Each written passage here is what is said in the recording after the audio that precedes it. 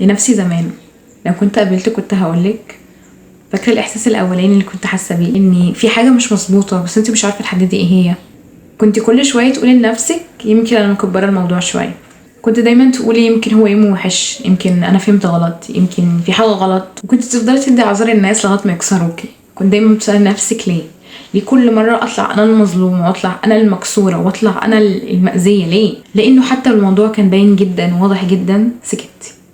سكتي مش عشان انتي مش شايفه، سكتي عشان مش عايزه تصدقي. وعايزه اقول لك ان كل حاجه كانت باينه من بدري، والله كل حاجه كانت باينه من بدري، بس انت طول الوقت كنت عايزه تحافظي على وجودهم جنبك، مش عشان حد يفضل جنبك، عشان انت عايزه تحافظي على احساسك بيهم. كل مره كنت بتعدي جواكي حاجه بتكسر وبتتعب اكتر، وثقتك في نفسك بتقل عشان بتعدي حاجات ما كانش المفروض تعديها. لحد ما في يوم خسرتيهم لانك لازم تخسريهم، بس بقيتي هاديه وساكته، وده كان اصعب عشان كنت دايما حاسه ان كل اختياراتك غلط، كل حاجه بتعمليها غلط، كل الناس اللي بتختار ان هم يبقوا صحابك وحواليكي كانوا غلط.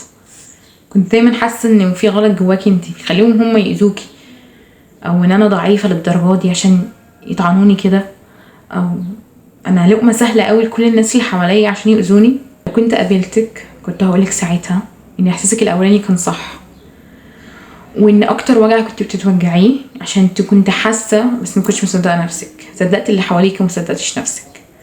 وعايزه اقولك حاجه احفظيها وخليها حلقه في ودنك، مش كل اللي بنحبهم بيقدروا يحافظوا علينا، واللي بيروح ما ترجعوش تاني ابدا.